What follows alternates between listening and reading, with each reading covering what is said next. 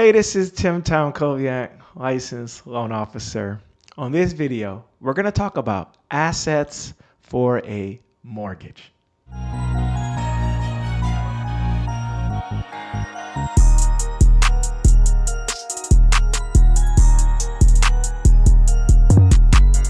Thank you so much for watching.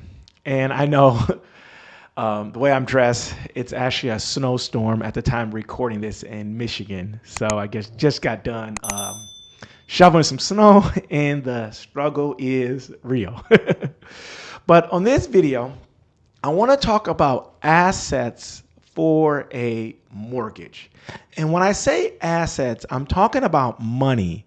I'm talking about moolah, money for your down payment, your closing costs, title, taxes, and insurance.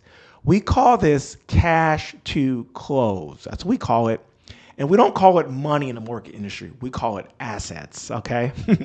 So the reason I'm making this video is that a lot of clients have some difficulties with assets, whether it's like cash or whether it's not having enough assets for their down payment. So I want to make videos to help people. So I make videos based on what I'm seeing in the market. Remember, I'm a licensed loan officer. I write loans every day. I help people buy homes. So when I notice something, I make a video about it to help people. And I also make videos about this to share with people.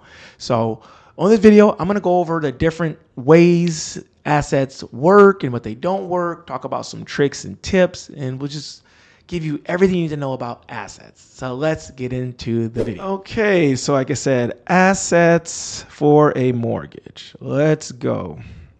So what we're going to cover, can you see this okay? Yes, you can. We're going to cover assets for a mortgage. We're going to talk about some of the no-nos and then a couple of tips and tricks. This video won't be long.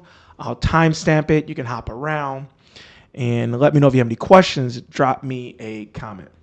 So assets for a mortgage, it's basically cash in bank accounts. I know I put cash and bank accounts, but basically cash in bank accounts, money in bank account, money in a checking account, savings account, money market, certificate of deposit. These are all acceptable assets, okay? Also, you can use investments. So if you have stocks in investment or you own bonds, a mutual fund. Some lenders do 70% to 100% of the value, only because with like if it's a stock, it can go up and down a little bit. So they may not give you 100%, but a checking account, savings account, you get 100%. Remember, you want to have your money in an account. I know some of you guys don't trust banks, but I'm not saying you have to put all your money in the bank, just the money you want to use for your home. You want to put that in a bank. Also, retirement accounts like an IRA, a 401k with your employer. These are great ways. When I bought a home, I used my 401k. They're great. You can use it. They call that, I think, like a hardship withdrawal. And you take these out like an early withdrawal. There may be some penalties and taxes, but again, taking out money from retirement accounts for buying a home, excellent. Okay, it's going to save you money. It's great. Another way is called gift funds. So the important thing with gift funds, it has to come from a relative, a donor, and it can't be paid back. Like they can't give you a loan. So don't worry about the letter and documentation like the gift letter. The lender will give you a letter. It basically is just going to say, hey, I'm helping out X family member to buy a home, and it doesn't have to be paid back. So that's basically it when it comes to your down payment. Can we go back here? Money in bank accounts, investments, and then retirement accounts, or you can get gift funds. All right. Now let's talk about some of the no-nos, okay? Pay attention to these. These are really important. You cannot use cash on hand or match rate money, okay? A lot of people say, I got $5,000, but it's at home. Unfortunately, a lender cannot verify that money. I know you say it came from your job or your business, but how do we prove that, And also they look at it as a large cash deposit. All funds must be sourced and seasoned, sitting in account for at least 60 days. And really, this is 90 days, honestly, because when you find a home, the lender is going to ask for the last 60 days of bank statements, which would be the last 2 months. So if you show 60 days, it may show a large deposit. And then again, they're going to ask you to verify that large deposit. And if you can't show proof that where that money came from, I mean like dollar to dollar. Like if it's 4,000, they want to see something for 4,000. Literally, they want to source the funds. So really, if you have a lot of cash, you may not be able to buy a home for 90 days because that money needs to, we call it season. You also can't get an unsecured loan. Okay, so you cannot borrow any money for your down payment or borrow money for a home.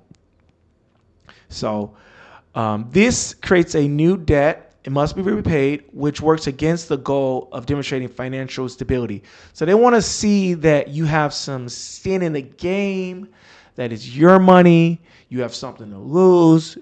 You're going to come with your down payment.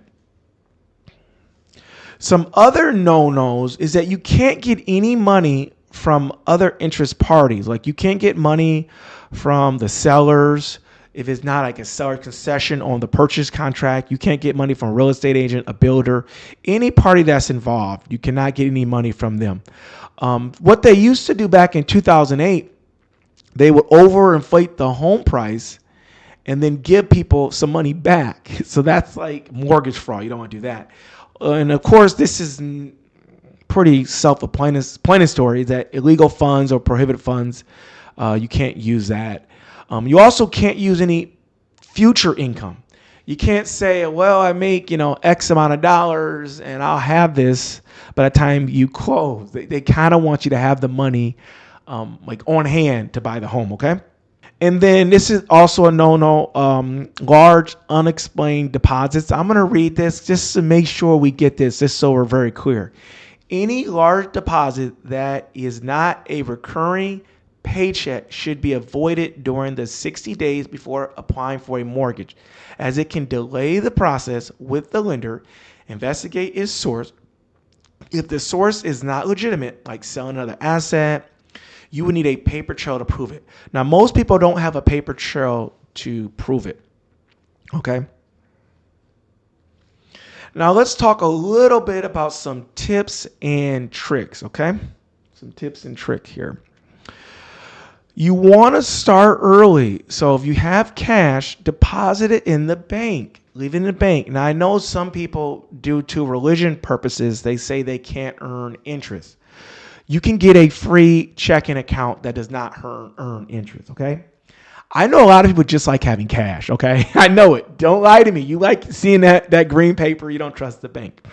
If it's not religion purposes, that money should be in the bank, earn a little bit of interest, okay? It really should be. And again, remember, it has to be in there for at least 60 days. I say 90 days because, again, it may show a large deposit, okay? You want to communicate with the lender early. I've had people tell me they have money.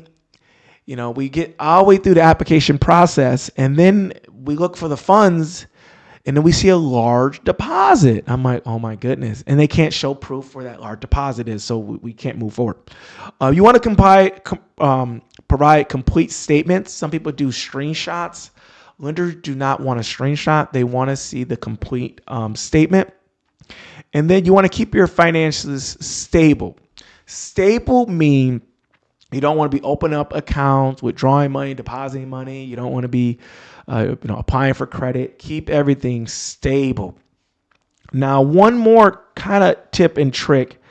It doesn't always work, but sometimes if you do have cash, now you didn't hear this from me. You could possibly ask a family member to maybe give you a little bit of a gift, and you give them the cash, okay? It's kind of the same thing. So that may work, may not work. Like, hey, I'm getting a gift, and that may help speed up the process. But again, I can't recommend that. But that's something you could do. Say, hey, I have $5,000. I can't really use it to buy a home because it hasn't been in the bank. But if you give me $5,000 because you have $5,000 in your bank, if they want to verify it, I'll just give it right back to you. It's not a loan or anything. It's just like dollar for dollar. But that's something you could consider think about doing. Remember, you didn't hear it from me. But I want to make this point that you want to save money and you want to have money. Assets is something a lot of people struggle with. Yeah, so you do, like I said, you do want to save money for your home ownership. You want to save your tax refunds or save money every month. You want to make more money so you're able to save. It's very part. I mean, do not believe the lie that you can buy a home zero down. You can't rent zero down. So I get that a lot where people think that they can buy a home zero down or nothing out of pocket. And if you could buy a home with nothing and out of pocket, how are you going to make your payment? You see what I'm saying? So have money. Buying a home is something, it's a luxury, okay? It's the biggest purchase. You're going to need some money. So have money, have saved, make sure you invest, get your finances in order. Okay, if you have questions about assets and things like that, comment below. I'd love to answer it for you. Again, thank you so much for watching. I'll see you again on the next video. Thanks.